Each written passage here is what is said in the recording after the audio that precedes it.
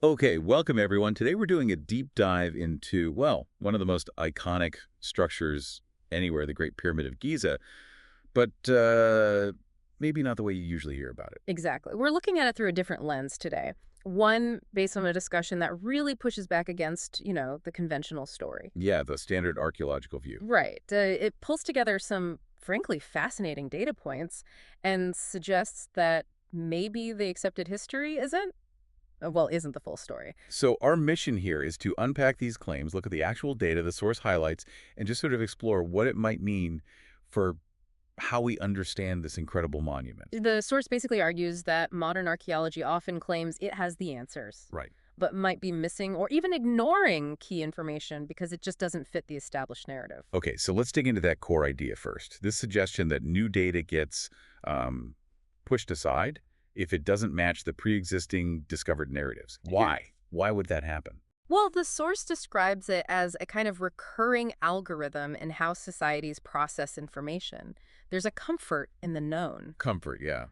Makes sense. Even if, and the source is pretty blunt here, even if the known is potentially complete bullshit. Accepting data that disrupts everything. That's hard. It's very hard. It means you have to rethink foundational beliefs. So, okay, let's say you do accept this data. What happens then to the standard story we all learned? According to this perspective, the whole timeline, the familiar stories about Khufu, Khafre, the kings usually tied to the pyramid, Yeah. it would all need, quote, significant recalibration.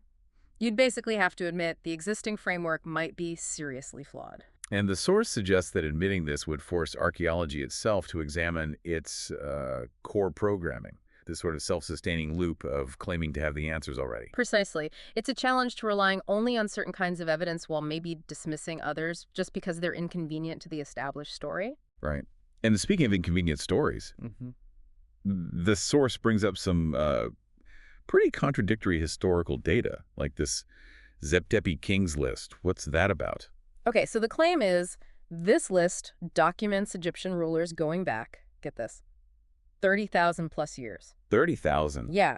Now, whether you buy the list itself or not, the point the source makes is here's this potential data set suggesting a vastly longer history. Okay. But because it completely clashes with the much shorter accepted timeline, the one focusing on the later dynasties, it often gets labeled myth and isn't really investigated seriously. So it just doesn't fit the box. Exactly. It's data that gets put in the ignore pile because it's too disruptive. Wow. I mean, tens of thousands of years versus the few thousand we usually associate with, like pharaonic Egypt. That's huge. It fundamentally challenges the idea that complex civilization is a relatively recent thing.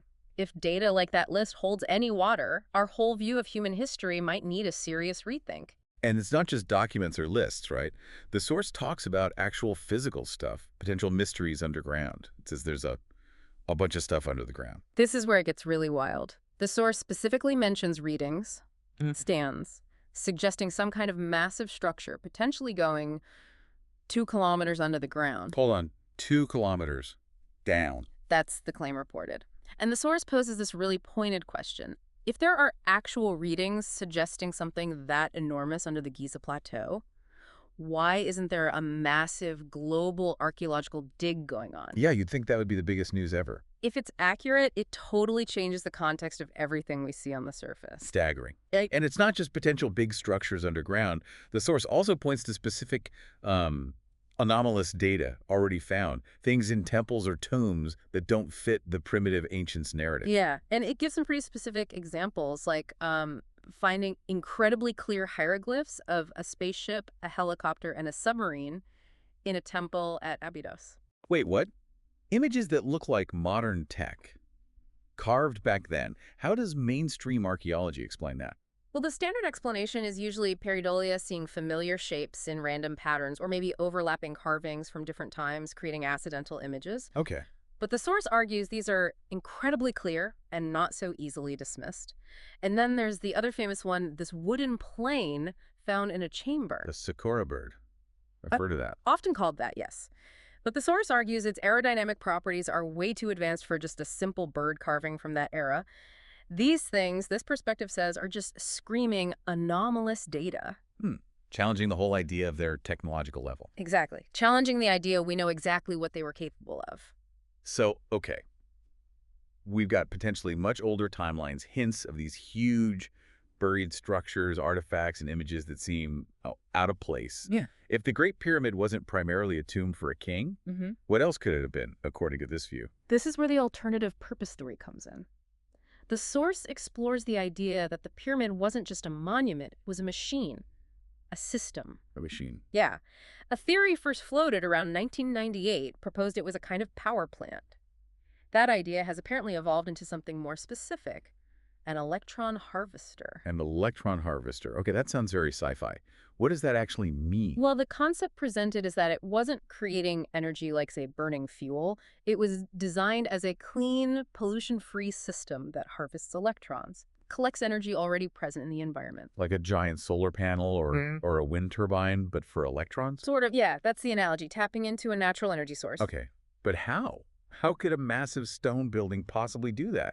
What's the proposed mechanism? The theory looks at specific architectural features, not as symbolic, but as functional parts. For instance, the northern shaft in the Queen's chamber. Right, the shafts. Its dimensions, the theory claims, are strikingly similar to a waveguide used for microwaves. A waveguide, like in radar A. Similar principle. And what's really interesting, the source notes, is that the specific dimensions apparently approximate the wavelength of hydrogen. Okay, so the shape and size are potentially tuned to a specific frequency, linked to hydrogen. That's the idea. The theory proposes it was designed to interact with microwaves that constantly hit Earth from atomic hydrogen out in space, a natural cosmic energy source. Wow, so the shaft collects this energy. Potentially, yes. And then, to make the energy flow or be usable within the pyramid system, the theory suggests two specific chemicals were introduced into the Queen's chamber via the shafts. Chemicals. Yeah, when these two chemicals mix, they would supposedly boil off hydrogen gas. This creates the right medium, the right atmosphere inside for the energy process. Creating hydrogen gas inside the pyramid. Right, as a necessary component. And then the collected energy would be directed up the southern shaft. So the whole pyramid, it's a system. In this view, yes. The entire pyramid was a system, every part serving a practical function related to harvesting and directing this energy. Not just dead stones and empty rooms. That is a completely different way of looking at it than the tomb theory. And it connects back to some of the early explorers, doesn't it? Even guys like Wyman Dixon and Howard Weiss. It does. I mean, their methods were, well, destructive. The source says they blasted their way in. Not exactly careful archaeology. Not at all. But in doing so, they apparently inadvertently uncovered key pieces of evidence that this theory now points to. Like discovering that the shaft didn't actually exit the pyramid, they ended within blocks. Oh, right. And revealing those stress-relieving chambers above the king's chamber. The source argues these weren't just structural features, they were parts of this ancient power system that Dixon and Weiss stumbled upon without realizing it. Huh. So their rough methods accidentally gave clues to a totally different interpretation later on. Kind of ironic, yeah.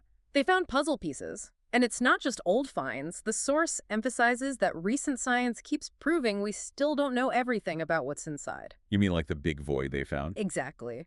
Those recent myography scans, using cosmic rays like an X-ray, they revealed that large void above the Grand Gallery. Which nobody knew was there before. Completely unknown. And it's big. The source states it's larger than the king's chamber. That's a major internal feature we just discovered. It definitely shows there's still secrets inside. Absolutely. And the source also brings up tomography results from Italian scientists scanning temples elsewhere in Egypt. These scans were proven accurate even at 50 feet down. So the tech works for finding hidden stuff. It does. It shows that modern technology can reveal hidden chambers or structures, lending some credibility perhaps to the idea that there could be much more hidden at Giza, maybe deep underground or sealed within the walls. So wrapping this up, this deep dive has really drawn out the contrast, hasn't it, between the standard archaeological story and this alternative view, which pieces together anomalous data points from the source. Yeah, we've touched on evidence suggesting, maybe much older timelines, these hints of vast underground structures, strange artifacts, and then this really radical theory of the pyramid as a power system. It definitely highlights how even places we think we understand might hold some pretty profound secrets. And it really underscores the need to look critically at all the information, especially the bits that don't easily fit the accepted picture, and maybe be open to considering different explanations. So what does this all mean for you listening? Maybe it's a reminder that history, even ancient history, isn't always settled. Even the most studied monuments might be, well, more complex, more mysterious than we're often told. It encourages that sense of curiosity, doesn't it, to question and look deeper. Yeah, and it leaves us with a pretty big thought to chew on, I think. Well, if ancient civilizations, like whoever really built the Great Pyramid, did possess knowledge or technology far beyond what we currently give them credit for, Mm-hmm. what else might we need to completely reconsider? Good question. What other parts of our history books might be incomplete? What else could be hidden, just waiting, right beneath the surface of what we think we know about the past?